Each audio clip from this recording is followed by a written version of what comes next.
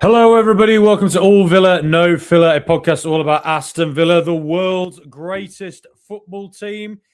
Well, we looked at it last night, didn't we, against Fenerbahce? I will talk about that game in a little bit. I couldn't talk about it last night because I was out with Sam Ty, good friend of the show, good friend of mine, watching it in a bar, and great night was had seeing the Villa win. But yes, I will talk about that game in a little bit, but there are more pressing breaking news matters going on, and that is that, yep, we're all very excited about it, I'd imagine.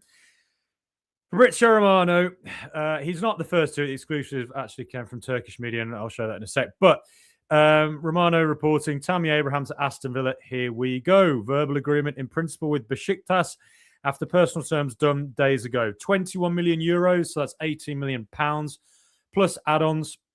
Yasin Ozkan will be also included as part of the agreement. Yasin Ozkan was the 18-year-old we signed from Kasimpasa last January for, I think it was around £6 million.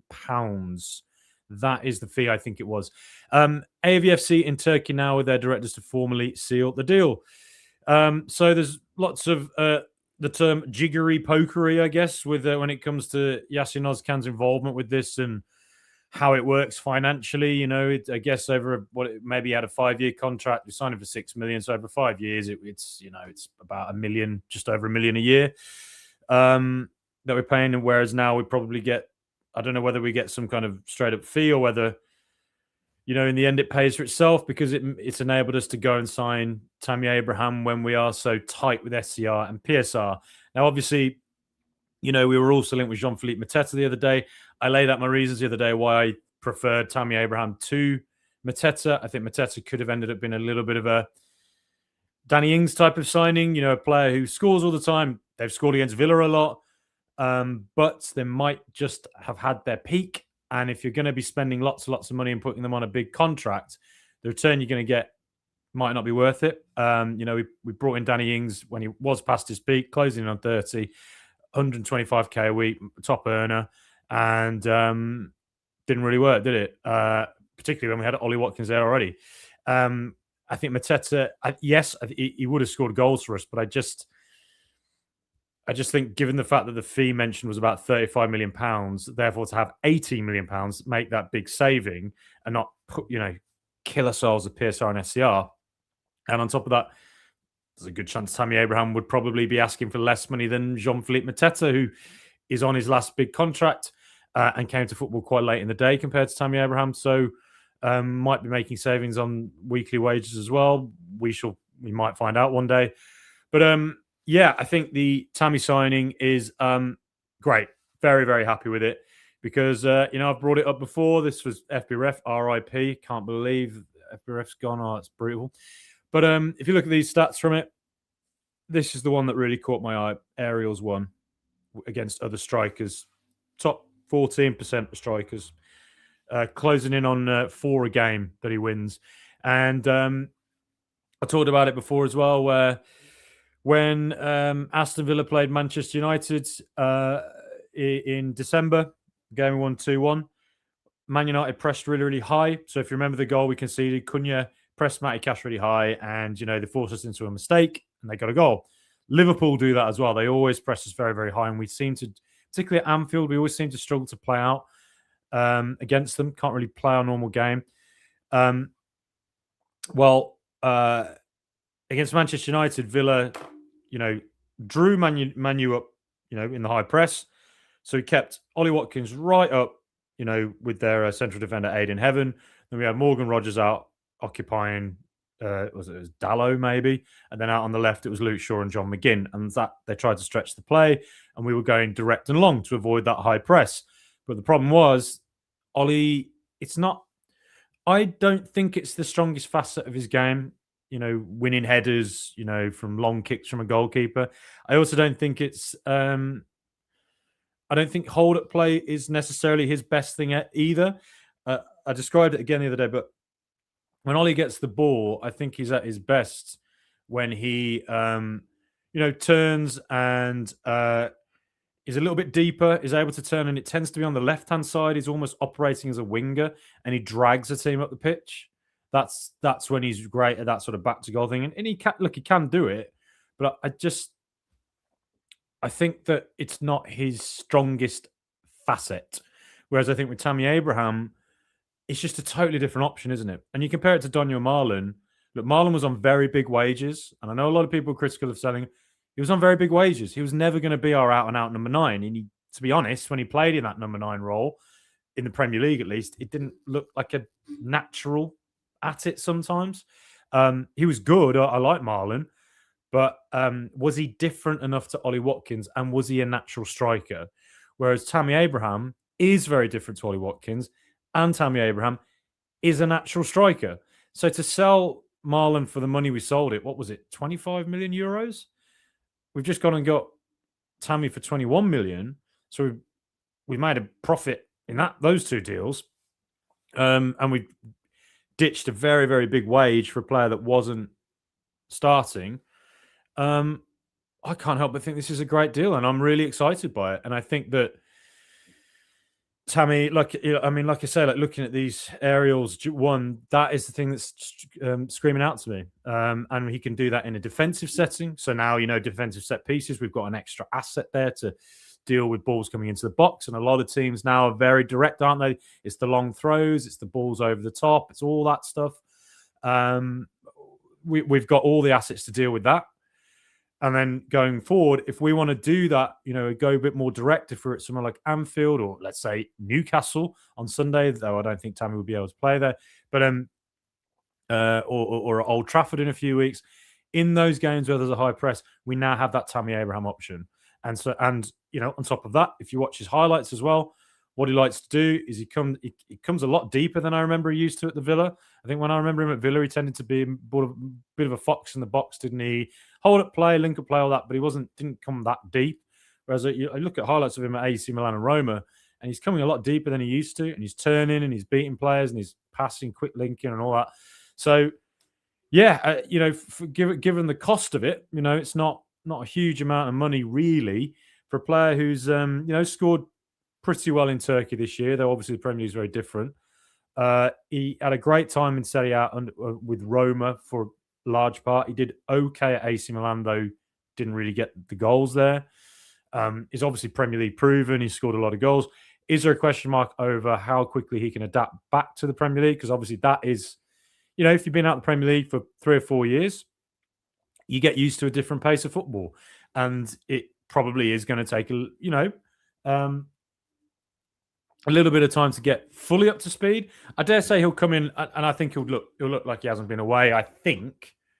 But over the course of the rest of the season, there might be just a little bit of a settling in period. But yeah, I'm really excited by it, and I thought it's just worth giving a shout out because I like to give shout out to journalists who get exclusive. There's Sercan Dikme in Turkey for Sports Digitale and he was the one who announced that Tammy Abraham talks between Besiktas and Villa were going on, and Yasin Özkan was part of it. 21 million euros. So I think there's some implication that it's sort of Yasin Özkan plus 21 million. Others seem to be portraying it as 21 million, and Yasin Özkan is included within that 21 million. So, I mean, we just have to wait and see when the official announcements are made. But by the looks of it, Tammy Abraham is on his way back home. Could you call Villa home for him? Is that a bit... I mean, it's not far off, is it? But I'll call it home for him. Why not? Just thought I'd get the squad up now and we look at it. Suddenly, we've got Tammy Abraham right up here. Doesn't that look beautiful? Let me give that a little heart there. Look at that. True artist, aren't I? So, Tammy Abraham and Ollie Watkins and Brian Maggio. So, in this January, we may have solved our striker issues for the foreseeable future. Ollie is not getting any younger. He's 30 now. Tammy Abraham's 28. Brian Maggio, 16, just turned 17. So Brian Maggio now can come in and operate and learn with Tammy Abraham, who's probably closer in profile to him than Ollie. And he can also learn from Ollie. He can learn a few things that Ollie does as well. So that might mean, do we get another year of Ollie, or does Ollie go in the summer and we get a new striker in? But whoever it is, whether Ollie, let's say Ollie does stay another year, well, then Ollie, can ease his way out of being the starting striker all the time.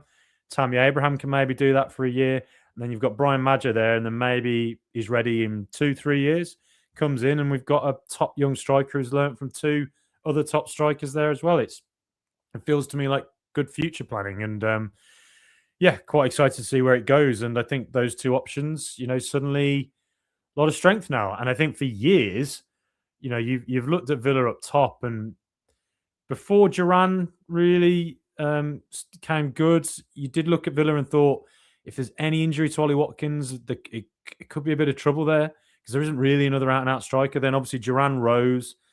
But then when Duran left, we didn't really... Stop my alarm there. When Duran left, we didn't have anyone of his profile, did we? And it feels like Ollie's played a lot of football in the last 2 years. He played the Euros as well. He's played a lot of football the last 5 years, and this year the numbers haven't been as good across the board really for him. And maybe he's now getting into a role where he probably needs to do the 60-minute starter and the 30-minute finisher. Other games you could have Abraham as the starter, and Ollie comes on like he did against Chelsea, for instance, as that finisher who's just such a danger to defences. And maybe we'll see a little bit of a resurgence in Ollie's numbers as well, because if he's able to just take a little bit more time out, just rest up a little bit more and just be that impact player at times, I think that's a really good thing for him as he gets now into his 30s. I think if he was to stay as our starting striker, I dare say that with this summer we would have been looking to replace him. If he's able to just be that impact finisher, then maybe there's another year or 2 to go, but we'll see. Looking at that, just looking at the squad generally, you've got, well stocked up top and future planning as well. I'd like to see that. I dare say Evan Gesson could be included as a striker as well, because now Leon Bailey is back. The man. Bailey's back. Don't we love that? Hasn't really had a great loan spell at Roma. Didn't really work there for him. But I think coming back to Villa, it's a plug-in and play player, isn't it? He's been there, he's done it. He knows what Villa's all about. He knows what Unai Emery's all about. There's not going to be an adaptation process. Yes, he didn't do well that last season, but I still think he's a good enough player to have an impact in Premier League games this season, and particularly in Europe. And suddenly you look at it and you think, well, okay, you've got Alisson as well as a young right winger who can play out there. Jadon Sancho's been doing better out on the right wing as well. Gesson, I don't think looks natural on the right, and I think it's time that we start putting Gesson much more into the centre areas. And don't sell him. Keep him to the end of the season because we invested a lot in him. Give the guy a chance to star in the positions where he starred for Nice, which was centrally. And if he can go up top sometimes, if he can go into that number 10, if he can go out on the left, maybe we start to see a little bit of a resurgence of the guy. We shall see. But I personally don't think right wing is doing him any favours, is the way I would look at it. And I think Leon Bailey just looks... I think there's probably why Leon Bailey's been called back. It's because, Unai saw Gesson against Everton last week and probably thought, I've seen enough. It's just not... There's no guarantee this is ever going to work with him out on the right. And maybe it's time just to put him in the centre and see what he can do. And Jadon Sancho out there as well. And then Alisson. So suddenly, from feeling like we had no real wingers, suddenly feels like we have a few, which is good, nice. Morgan Rogers, obviously, in the centre. And Gesson, I think. And Buendia and Tielemans can all play in that sort of number 10 role. And then obviously they can all switch as well. And you can have John McGinn as well can go out there.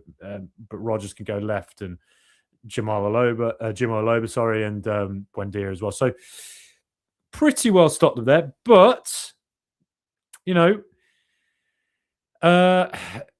has been another transfer link. And it is Ruben Loftus-Cheek. This is from The Guardian. Aston Villa are exploring a move for Milan's Ruben Loftus-Cheek as they seek to absorb the absence of Boubacar Kamara amid fears he will miss the rest of the season with a knee injury. Villa are poised to step up interest in the former Chelsea midfielder, who in September was recalled to the England squad after a 6-year absence, but was omitted from Thomas Tuchel's most recent camp in November.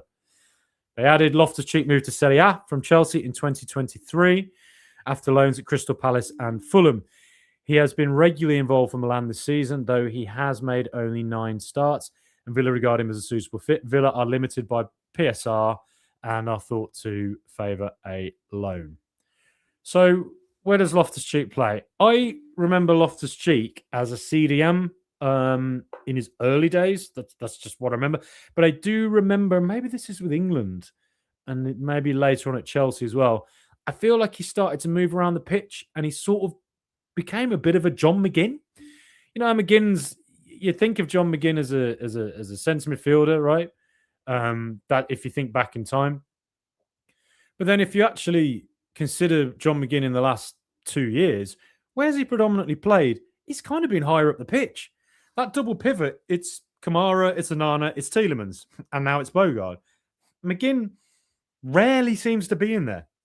I mean, only on occasion, and now tends to be higher up. He's on the right wing, he's out on the left, or he's playing as that second striker, number 10 role. So if you look at this positions played, this is from Transfer Market for Ruben Loftus-Cheek. It's not too dissimilar, is it?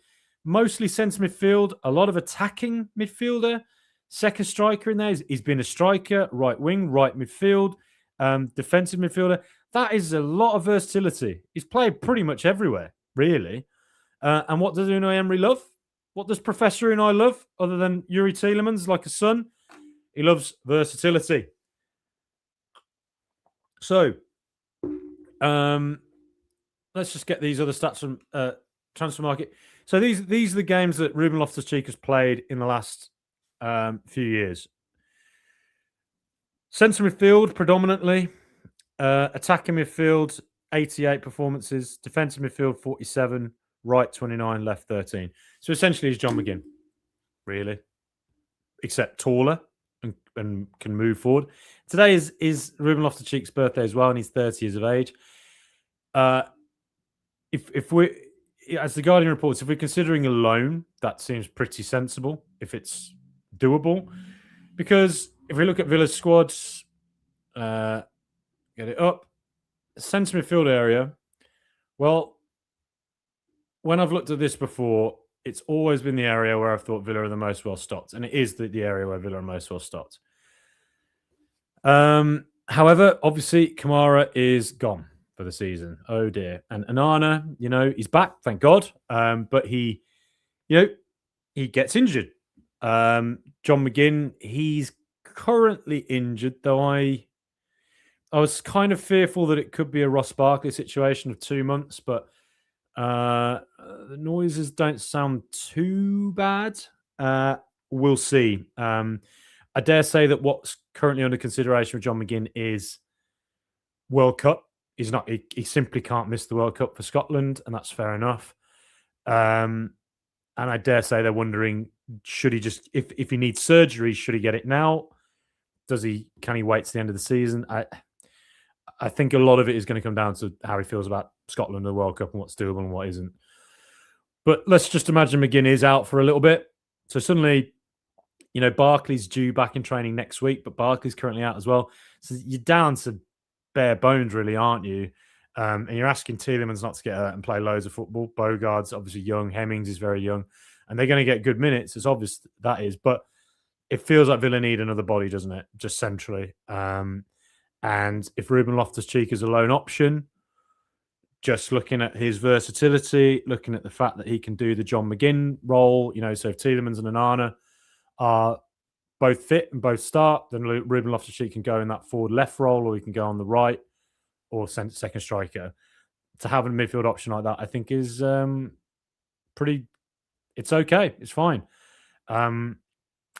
If we're a permanent transfer, AG does have a pretty mixed injury record. He's been out a fair bit during his career. I'm not 100% sure I'd love that, but like I said, loan, that works for me, particularly if we, given the fact that we do need something centrally. You look at the squad in defence and you look in goal, it all looks okay. I think in the summer, we're going to have to get another versatile.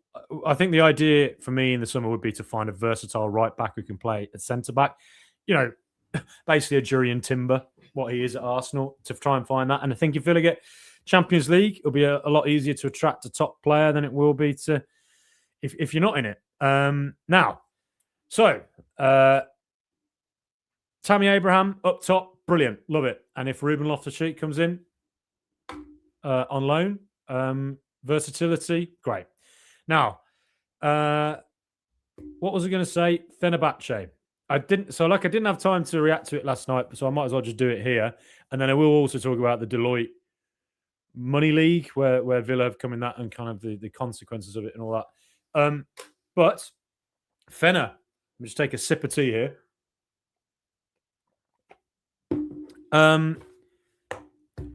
Yes, great win. Absolutely amazing win. I got to be honest, I was not confident at all. Lost to Everton. Didn't look great in that game. It all looked a bit Crystal Palace at home back in August. The Boubacar Kamara injury, Anana being out, but actually came back last night. It all just felt a little bit like, and obviously McGinn's injury as well. It all felt a little bit like this is going to be a tough week, and Fenerbahce, incredibly, it's going to be really intense. Obviously, the atmosphere, they've got a lot of very good players. It's just going to be a very difficult experience out there. And then 3 days later, you got Newcastle. So I assumed this is going to be a tough week for Villa, but everybody keep calm, carry on, as they say, because Villa always bounce back. Well, I mean, we bounced back straight away from Everton, winning in Fenerbahce in Istanbul. One of the most intimidating atmospheres you're ever going to get. Absolutely unbelievable. Amazing win. And, you know, I don't think Fenerbahce have lost at home all season. From the first 5 minutes, Villa were by far the better team. And I think it could have been 4-1. Bizot had to pull off a couple of big saves, including a massive one off Talisca. But by and large, the Villa performance was excellent, and we had chance after chance after chance. And the only criticism you could have is that we just weren't clinical enough, and that more often than not, what tended to happen is as soon as we sort of broke Fenerbahce's press, Fred looked very isolated in the centre. Their defenders looked very, dangerous. Sorry, their defence is in like spaced out, and therefore Villa looked very dangerous. And then you'd have Sancho, Rodgers, Watkins, Buendia, all of them charging down on goal. Just time after time after time, we were tearing them apart, really, and finding so much space, and they didn't deal with it. It was a fantastic performance, really, or like just all round, except for the fact we just weren't clinical enough, and it could have cost us. But delighted for Jadon Sancho. I've been saying on here, you know, a few times that I think Sancho, whilst he's not been getting the goals and assists, I think the clutch moment might come, and I theorize it will come in Europe. And the only reason I theorize that is because I think European football, given the fact that he did so well at Borussia Dortmund, and given the fact that he has a good scoring record in Europe, you know, he scored loads of goals for Chelsea towards the end of in the Conference League towards the end of last season, and scored in the final as well. I remember him scoring at Barcelona for Borussia Dortmund as well. So he was I think European football suits him, and I feel like he's going to come up clutch in that tournament. And he did last night. Fantastic. And I dare say there'll be more moments like this as well as we push further into this tournament. Brilliant finish as well. Like, you know, great for Matty Cash. The glow up of that guy this season. He's gone from Frankie Maguire to Brad Pitt. Honestly, I walk into a room and no one turns their head. But now I've had my glow up. I look like Brad Pitt. I walk in and everyone's staring. You know, that's what Brad Pitt. That's Brad Pitt. That's what Matty Cash is like now as a right back for Aston Villa. He's gone from Frankie Maguire to Brad Pitt. Ironically, Brad Pitt played a character called Frankie Maguire in a film called The Devil's Own. But yeah, so great from Matty Cash to get into the final third. Great cross, and you know it was a header. You know the defender headed it on, and so the reaction of Sancho in such quick time to react to head it down and get it in was fantastic.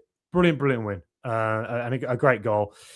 And from there, you know, again, Sancho, heavy touch for what should have been 2-0, took it around the keeper, it was blocked, and then, you know, Rodgers had his goal ruled out. Mings was fantastic. These are the games you want Mings, isn't it? And that's why I wanted him to start against Palace in the semi-final at Wembley last year as well.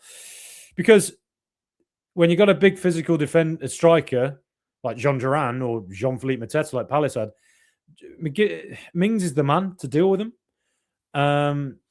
And given the fact he's been out for so long, to come back in and just deal with Duran in the way he did was awesome. And Lindelof was superb as well. Entire back line, brilliant last night, all of them. And restricted Fener to very few chances. I think that there was a couple of big saves that Bizot made. A couple of them were from long range, so there's not really a lot the defence can do. It's just a long range hit. But the big save from Bizot was that save off Talisca. And I said the other day, I thought, when I looked ahead to the game, I thought probably the player that worries me the most isn't actually Duran, it's Talisca, just because of the nature of striker he is. He's, I think if you're Duran, I think Villa have the defenders like Mings and Lindelof to deal with that. I think Talisca is one of them sorts of players who just pops up in space like El Khaby did for Olympiacos. That's exactly what he did. Got that ball through, one-on-one. Really, for a player of his quality, probably should have scored it, but a fantastic save from Bizot. Massive save. And then from there on out, Villa went into that kind of back six that we go into sometimes. And if you think about it this season, there's been a fair few occasions, like take Burnley at home when we were 2-0 up and it went to 2-1. When we want to see out a game and shut a team down, we just do it like we did with Man United. Again, I mean, obviously Cunha had that header in about the 65th minute. He should have scored. But from there, Villa just saw the game out. We've become such a experienced and exceptional team at doing that. And last night, we did it. And I think that is the sort of thing that wins you games in Europe. And I think it's the reason Unai Emery has won the Europa League 4 times. He's got various teams, to Champions League semi-finals like Villarreal. He got Villa to a quarter-final. It's because he just understands how to play in Europe. And looking at Villa last night, going to Fenerbahce, trying to bounce back from injury woes, trying to bounce back from, transfer problems, trying to bounce back from losing Marlon, from losing to Everton. This Villa side, it ain't the Villa of old. Villa of old go out there and they lose 3-0. This Villa, they've been to PSG, they've been to Lechia Warsaw 2 years ago, been to Club Brugge a couple of times, hostile away days against top sides, and they're just used to it now. It's fine. I think they can just block it out. And to go to Fenerbahce last night, block out the noise, be the dominant team who should have just won about 3-0. Tremendous. And it shows how far Villa have come. And I've repeated myself a few times, but this core group that was kept together because we couldn't really do much in the transfer window, ironically, it's kind of helped us because it's kept this core group together who have all these experiences of previous years. They beat PSG. They came back from 2-0 down against PSG. They beat them. They've beaten Bayern Munich. They've been to all these away days. They've played all these European nights. They know what to expect. They know how to deal with the weekends and the midweek games as well. And there's no way you can look at last night and not think Aston Villa really should believe they can win this Europa League. There's just no one to fear in this tournament. And every team you have to respect, because obviously European nights, things can go very awry when you don't expect it. Think of Olympiacos 2 years ago. Think of various, teams in Europe. Every top team and favourites have had nights in Europe where it's just not worked. And that can happen. But I think every single team will be looking at Villa and thinking, would rather avoid them. And that is to our strength. It's a huge asset for us. And, Midtjylland obviously conceded a goal in the 100th minute, which therefore ensured that Villa went into the top 2. So it's now Lyon and Aston Villa. And if we get top 2, that means all of the second legs all the way through to the final will be at Villa Park. Massive advantage.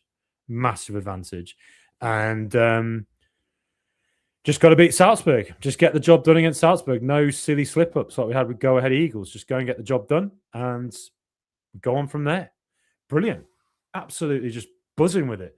Now, I can see lots of comments coming through. I will get to those in a second. Please if you're watching on YouTube, hit the likes, smash the likes. Facebook, hit the likes and all that. And please click subscribe as well. If you're on YouTube, just hit that subscribe button.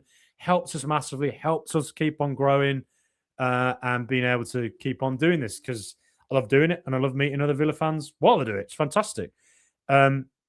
Because trust me, my fiance doesn't want to hear me talking about Villa. You guys, we all like chatting about it together, but she can't be sitting there listening to me rabbiting on all day. But here it is, the Deloitte Football Money League. Aston Villa have rocketed up to 14th place, 450 million euros in revenue.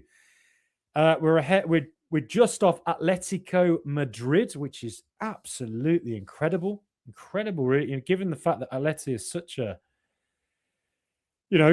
stalwart of the Champions League. Always there. They always go far. We're right on their tail now. We're ahead of AC Milan.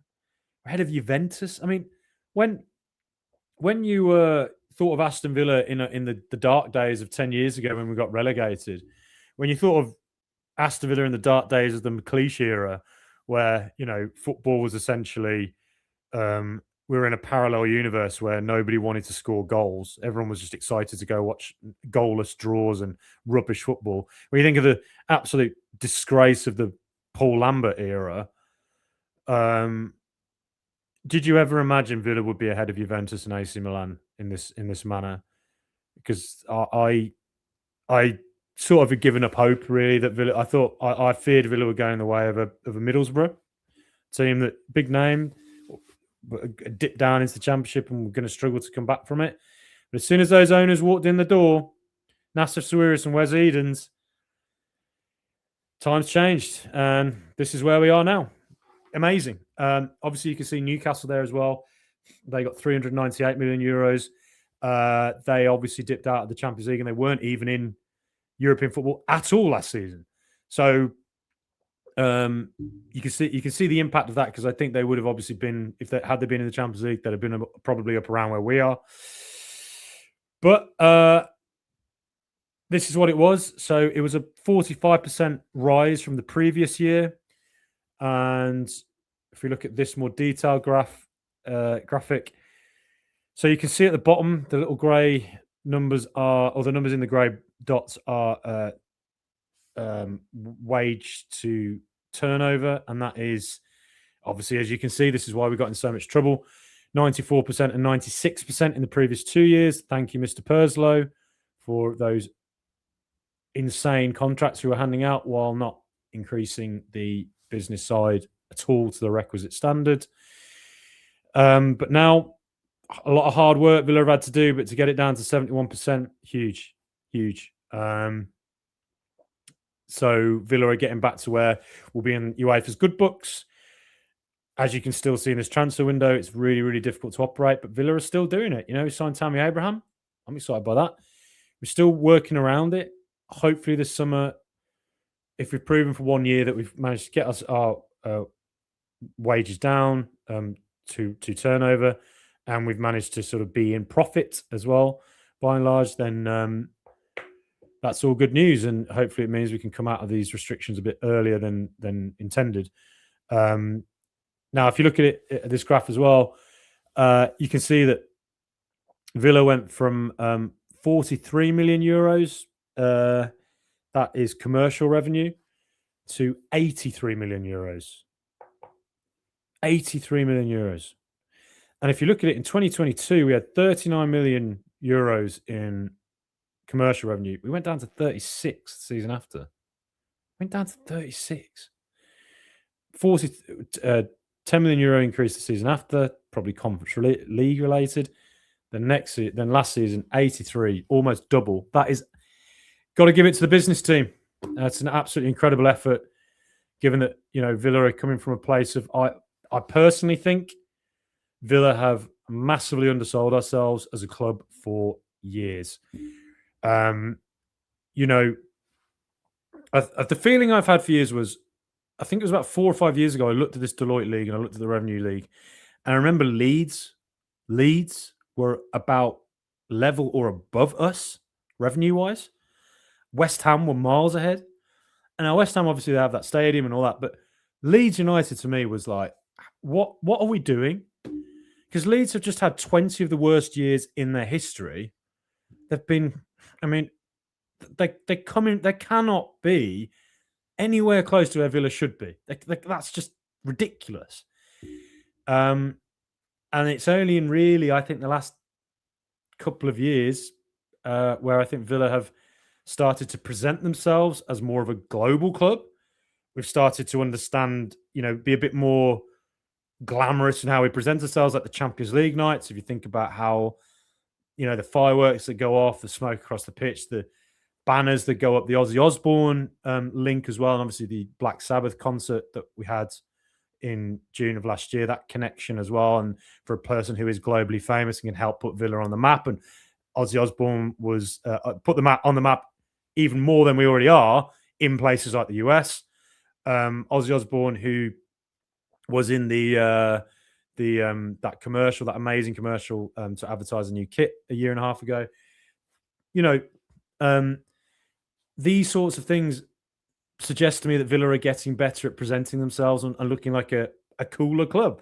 And unfortunately, I know this is not the type of stuff we want to talk about. We want to be talking about the football and all that, but it is a major part of it. And, Chris Heck came in, and I know he wasn't massively popular and loved.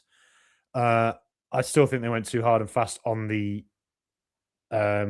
ticket prices. Personal view, but that's, it is what it is.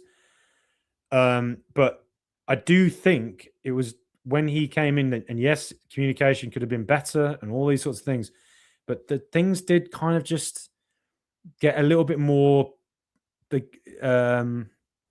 I think the marketing side of things just advanced, from where they had been previously. That you look at the new club shop, it's amazing. You look at the new shop in the Bull Ring in Birmingham, brilliant.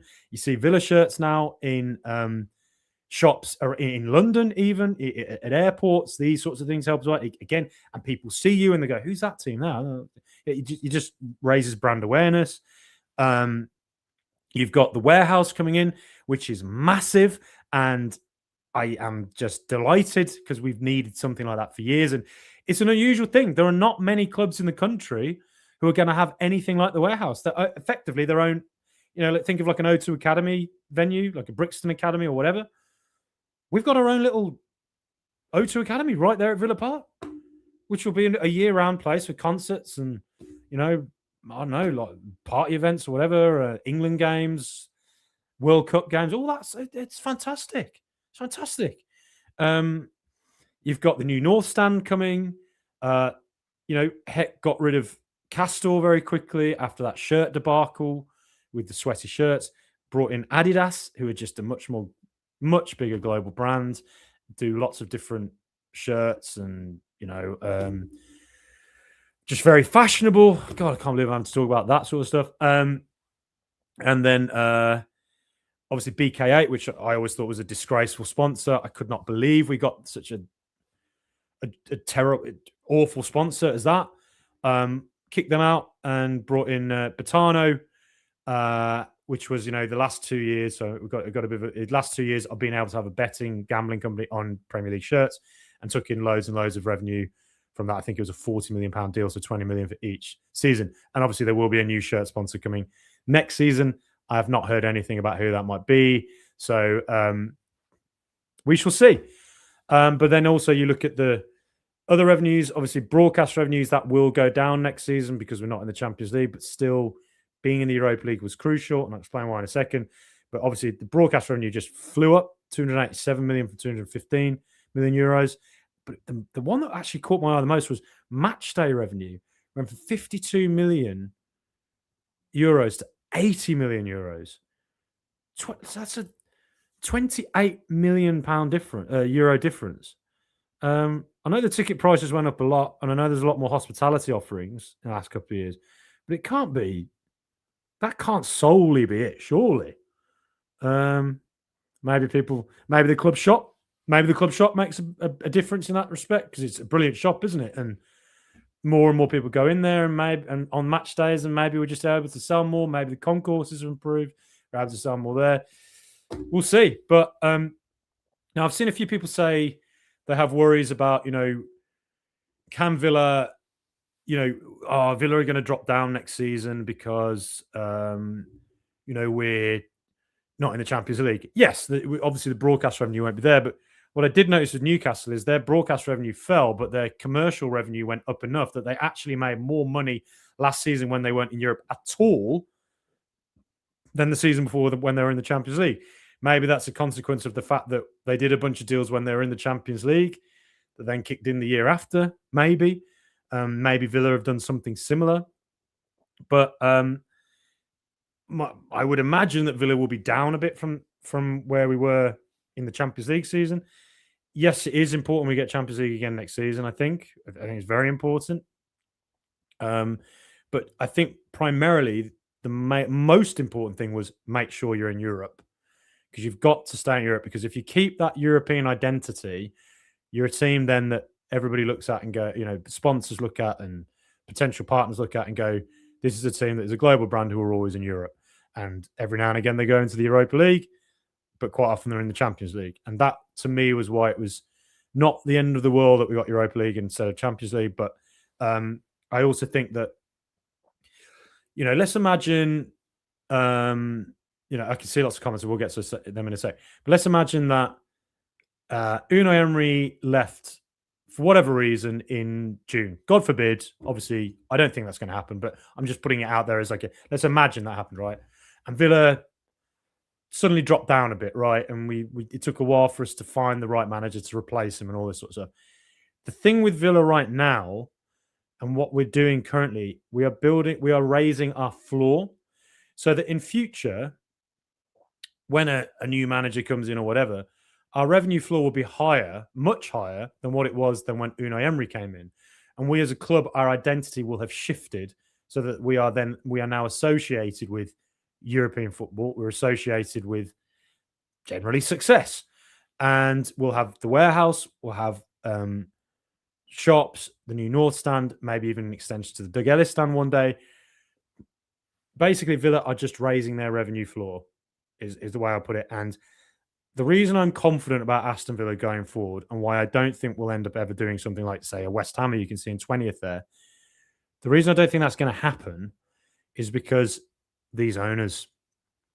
If I was an investor, right, and I was going to invest a load of money, one of the first things I would go and do is go and look at who owns this company, who runs this company, what are they about, what are they like, what's their track record.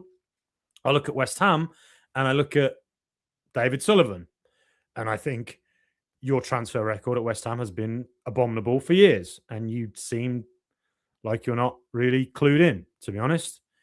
I don't think that's a good thing for West Ham. I look at Aston Villa and I think Nassef Sawiris, very, very heavily involved. And I'd say probably I just get the impression he's the most involved of all the owners. Could be doing disservice to the others, but his background is construction. That's what he is. And,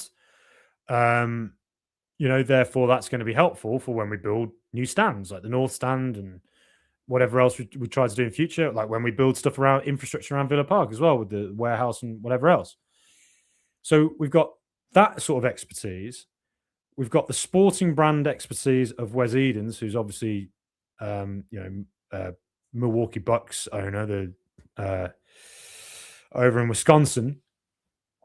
And so you've got that sporting background of him and proven success of Wes Edens in that respect.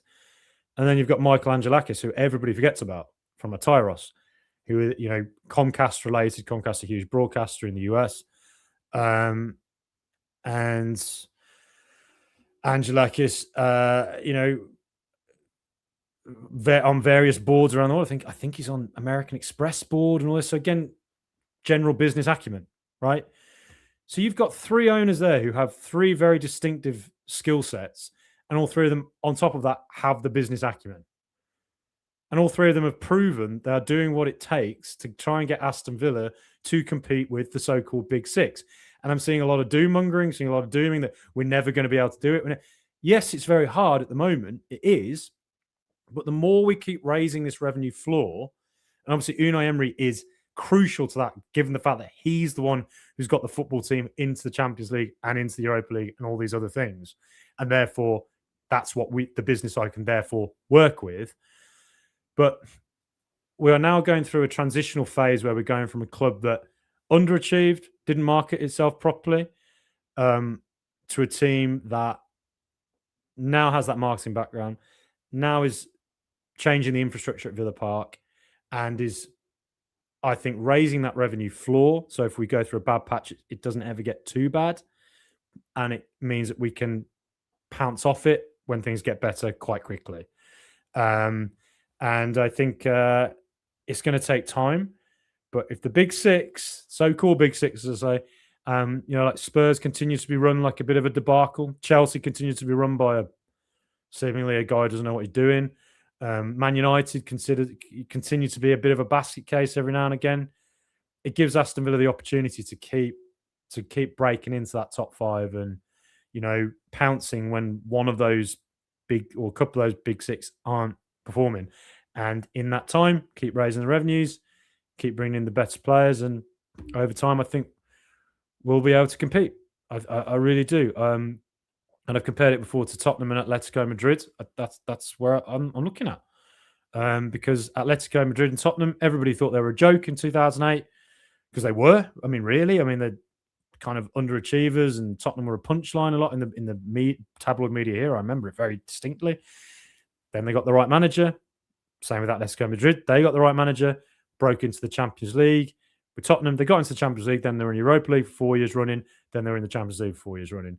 Atletico Madrid got into the Champions League and stayed there. And both their sides built off the back of that. And I think Aston Villa, in my big hope, is that we are going through that same transitional phase that they went through. We're going through that now. And, proof's in the pudding when you look at these revenues here and you see we're right on the tail of Atletico Madrid. Obviously, we've got Premier League advantage because we get more money than La Liga clubs do, or at least La Liga clubs outside Real and Barcelona. And then Tottenham Hotspur, they're up in ninth. Yes, they're 672 million euros. Obviously, that stadium, it's different. And they are just going to be ahead of us for now. But we're making our way. We're climbing up. And if we can get Champions League next season, dare to dream. Dare to dream. Sorry, I went on a bit of had to talk about business and marketing. I don't think that's what we all... When we're kids growing up watching football, we're not all sitting there going, Mummy, Daddy, can you just tell me what the PSR implications are of signing Tammy Abraham? I'm just asking for an Abraham shirt. I just want to see him score goals. That's it. But it is something you got to consider in it. So, there we go. I'll get to comments now. Please hit the likes if you like what we do on YouTube and Facebook and wherever else. Please subscribe. I can see on Facebook we're getting really popular on there. Great to see.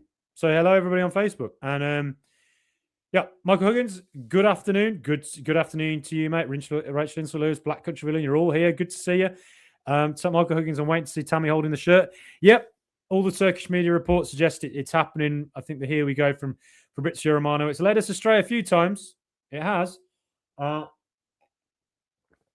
I think this is happening. I think this is happening. So can't wait. And it's quite romantic, isn't it, with Tammy? We all loved him. He did a great job for us, and he helped get us into the Premier League.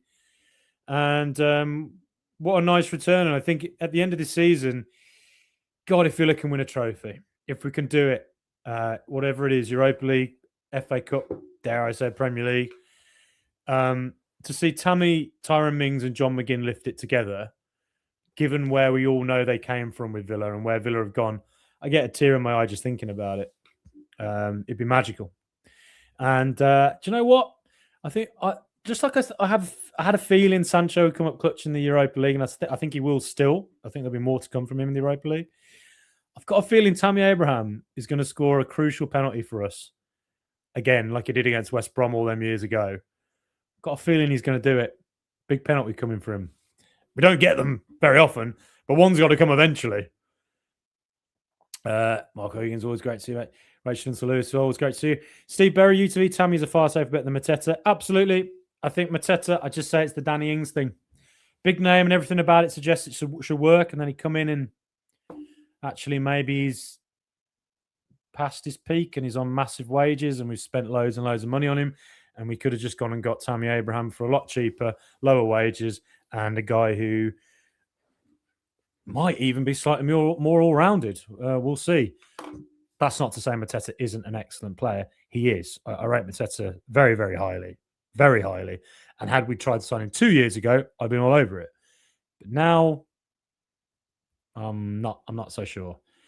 Black Country Villain, best wishes to you. Oh, yeah, great. Michael and Rachel, yeah. Good to see everyone chatting in here. It's lovely, isn't it?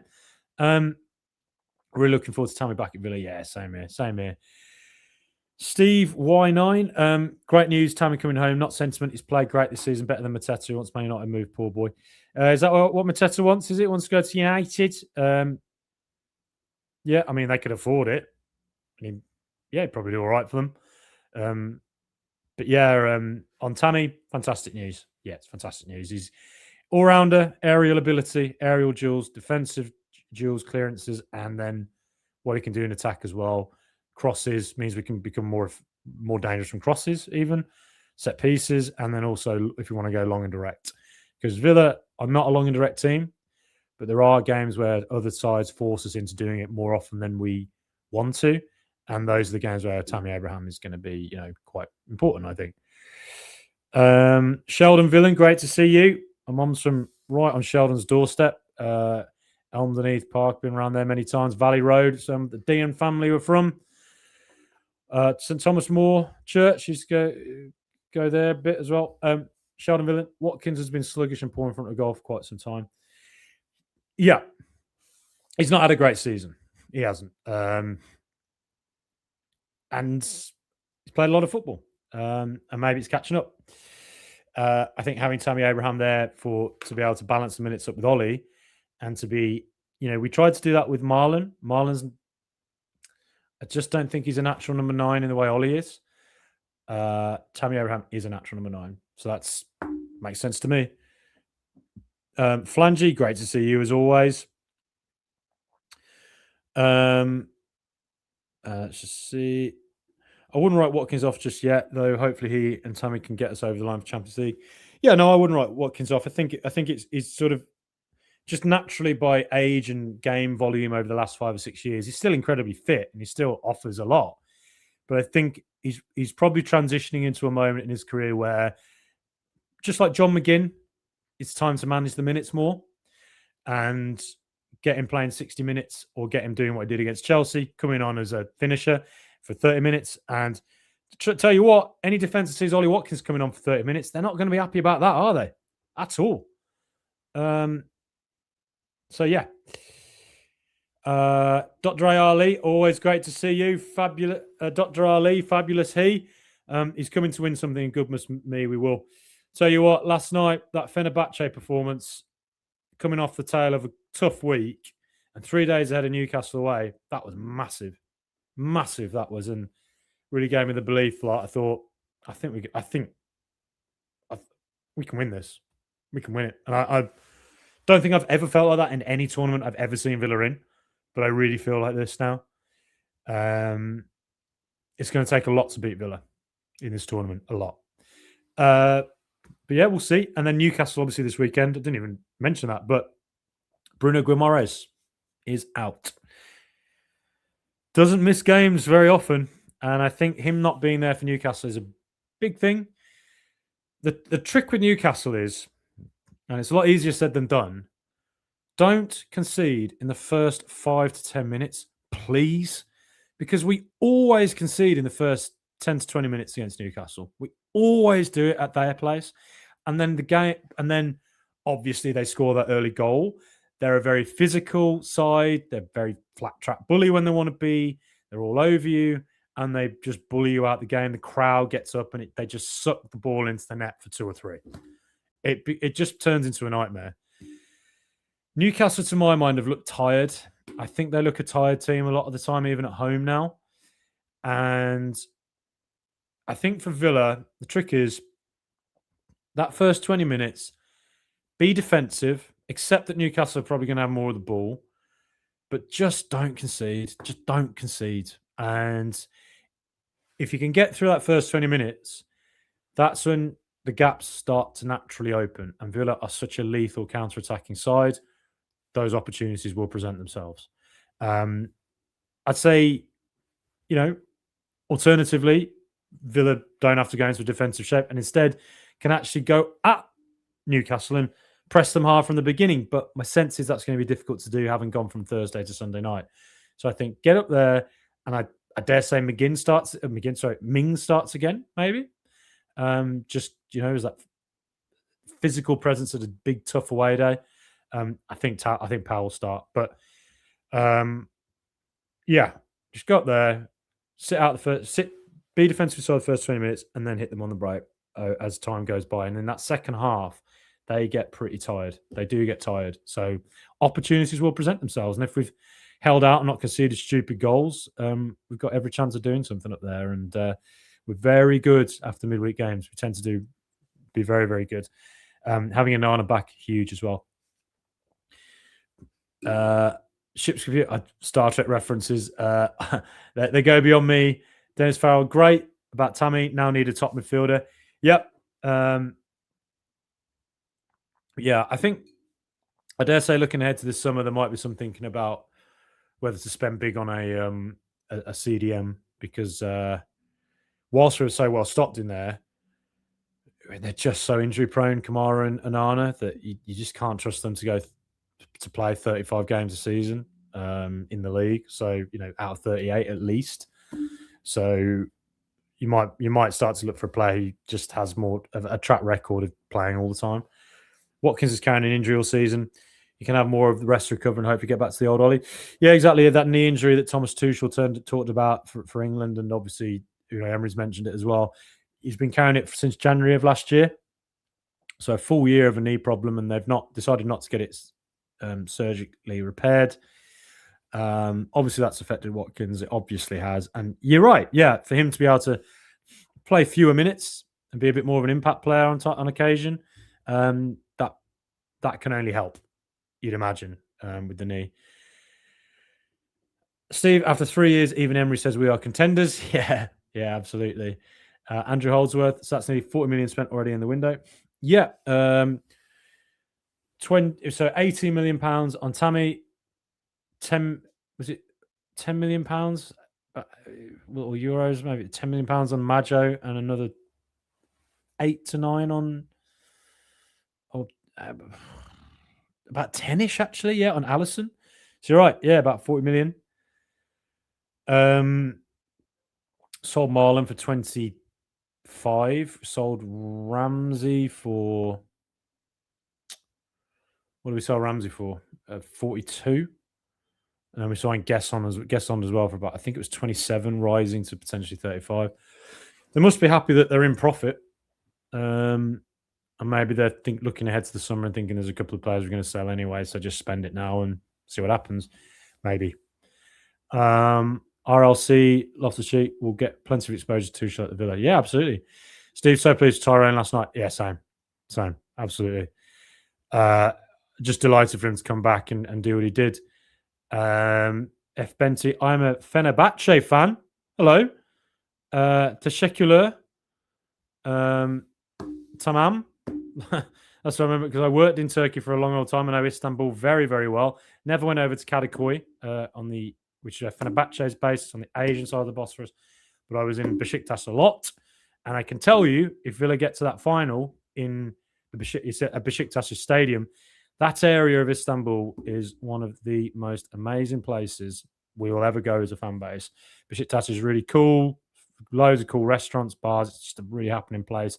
Really close to the main city centre, Istiklal, Taksim Square, Galatasaray, go then on up to Sultanahmet.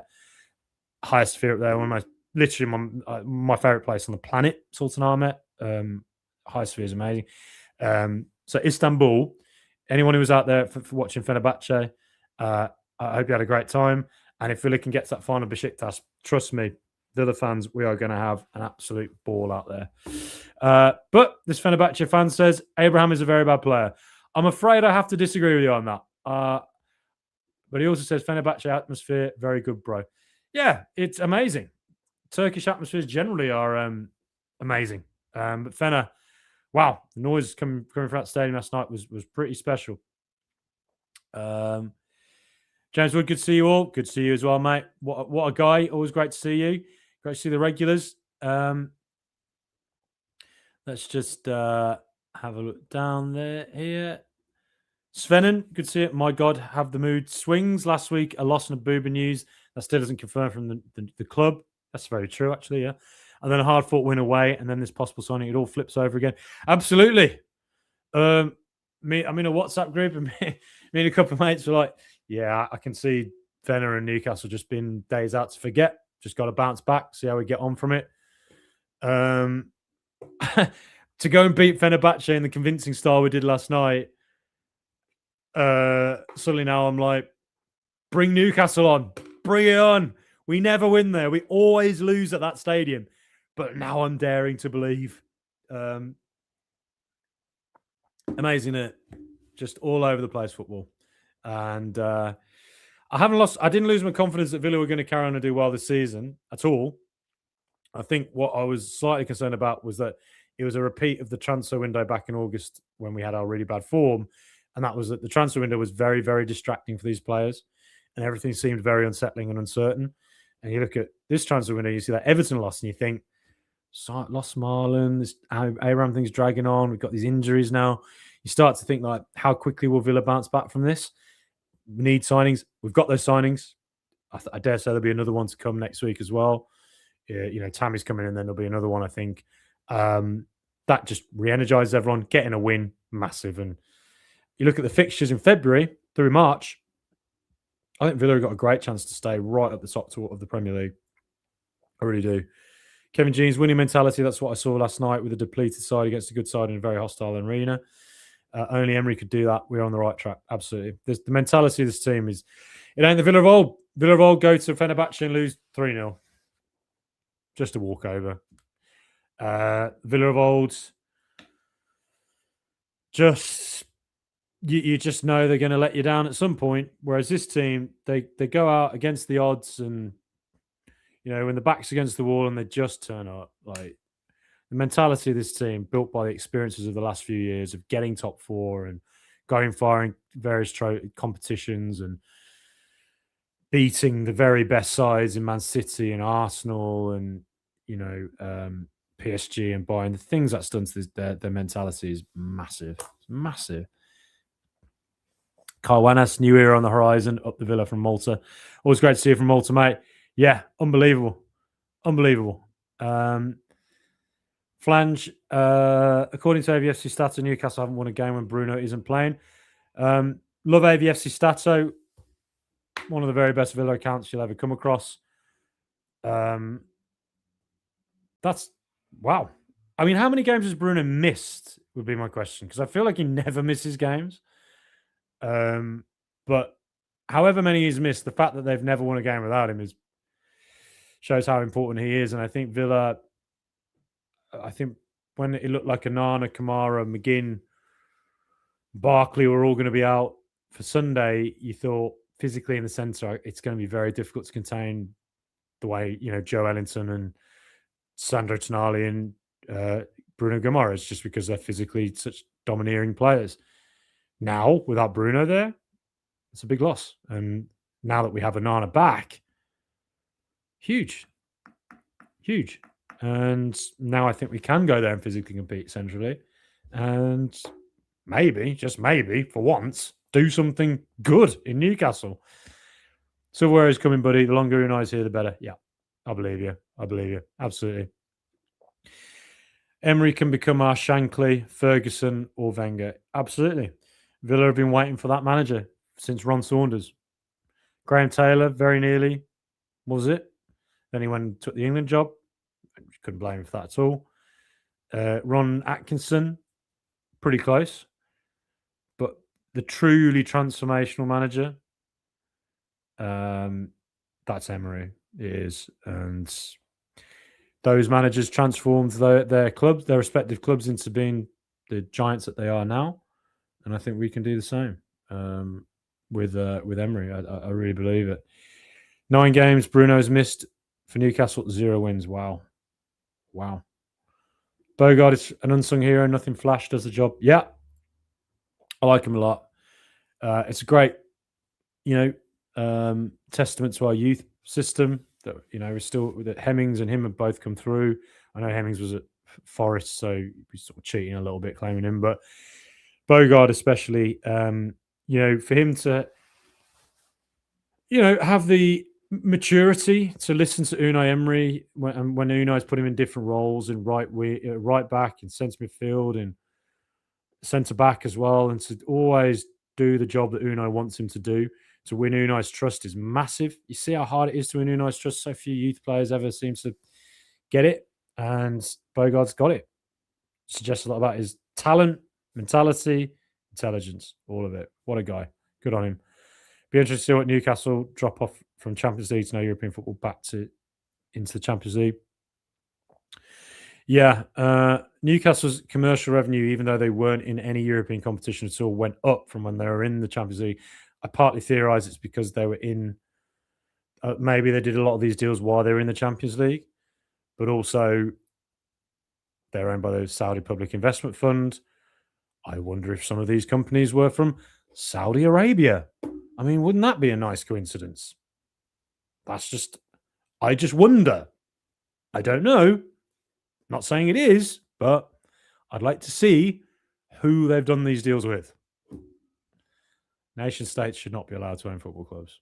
That is fundamentally the problem of our time in football, is that nation states own football clubs. So many of these issues that we face, PSR, their ability, their kind of 115 charges, whatever it is for City, all this stuff. I mean, it's just a madness. I cannot believe that was ever allowed. I can't believe that people were so short-sighted to allow it. Get Villa Park to 58, 60k and work on transport links and poor service at half-time. No reason to leave. Yep. Yeah, I'd say that's the ballpark for Villa. I'd say probably by the year 2040, maybe even 2035, 58, 60, if Villa can maintain success, probably to try and get on a par with where Spurs are attendance-wise. And we could sell it out, I think. I see sometimes as well people talk about London advantages. Obviously, yes, London clubs do have advantages because their fan base is generally, obviously, they earn more in London. So, they can probably spend more.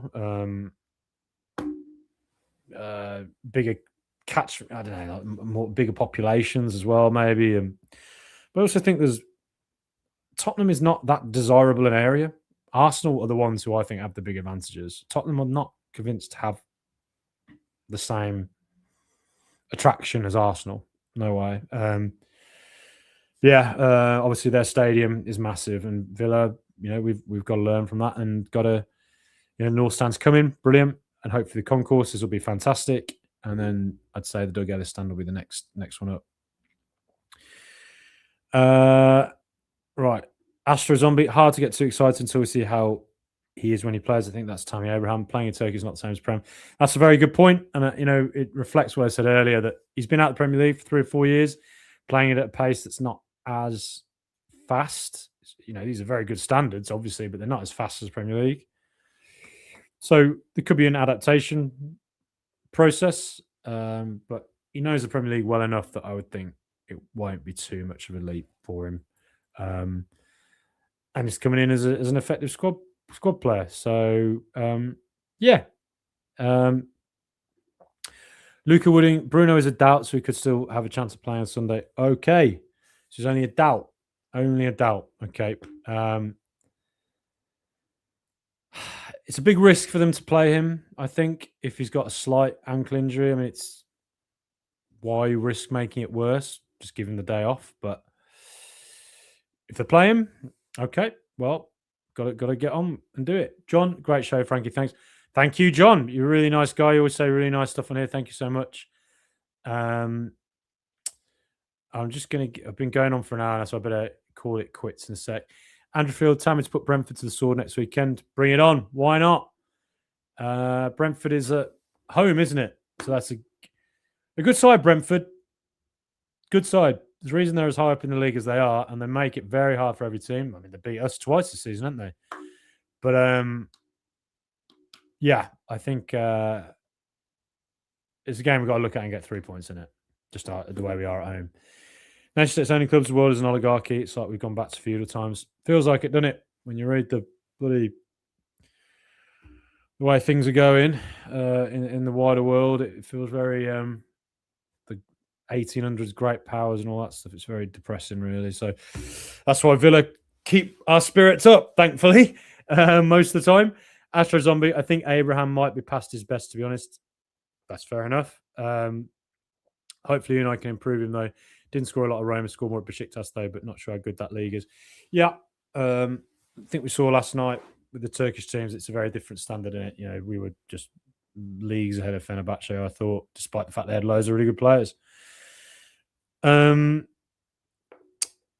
think if Unai Emery really wants a player, and he wanted Tammy 2 years ago before he did his ACL at Roma,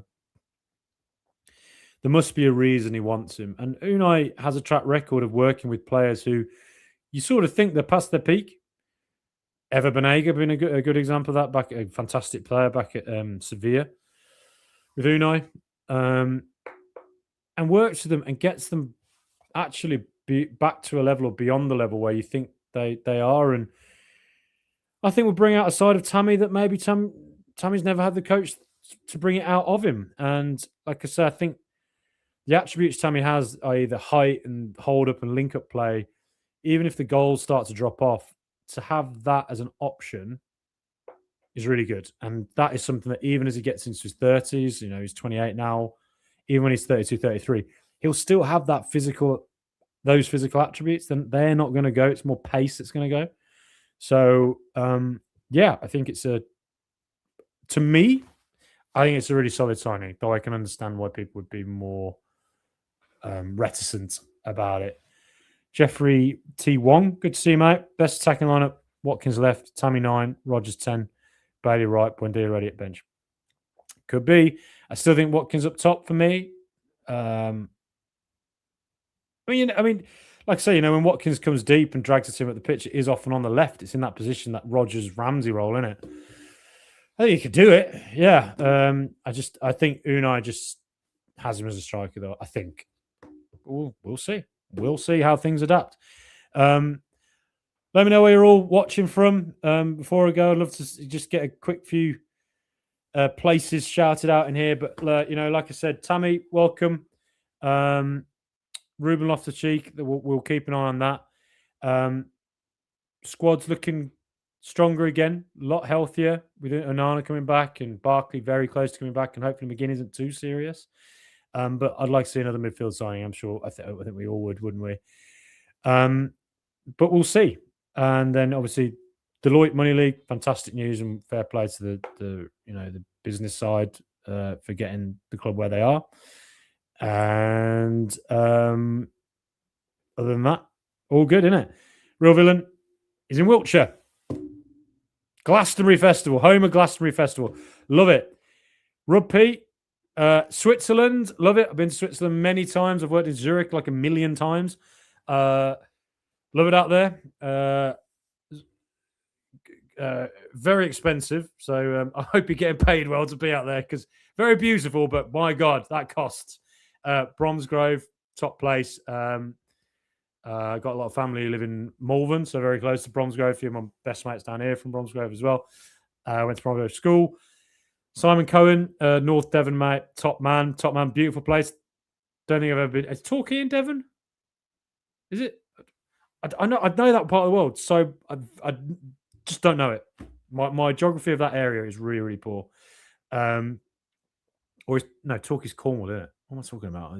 All over the place. Sound like Jack Grealish when he ran away from a map where they were going to ask him where Aston was. Lichfield, I feel like that's a story I remember. I hope I'm not making that up. Flanges in Lichfield, good on you. Duncan Kilburn, good to see you, mate, as always, and good to have Tammy back, absolutely.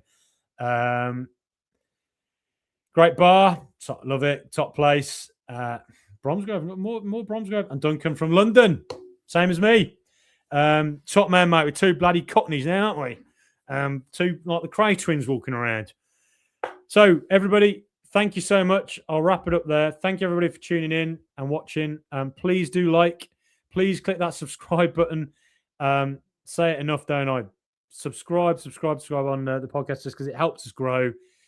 Obviously helps us keep on going with all this. Loads of Villa channels out there, and I absolutely love doing this and want to keep on growing. Oh, look at this. Before I go, Edgerman Chinar from hello, I'm a Besiktas fan. Abraham played only 6 months and very good performance of Besiktas. We didn't think sell Abraham for profit. So it sounds like you didn't want to let him go, but very good performances. So that's what we say. And I will say, Besiktas are my Turkish team.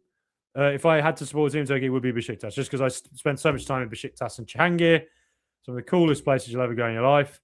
Love it out there. Istanbul is a magical, magical city. And by God, I hope we get to that final at the Besiktas Stadium in Istanbul, because trust me, Villa will have a magical time out there as well, just like we did against Fener. Thank you, everybody, for watching, liking, and all that. But until next time, up the mighty.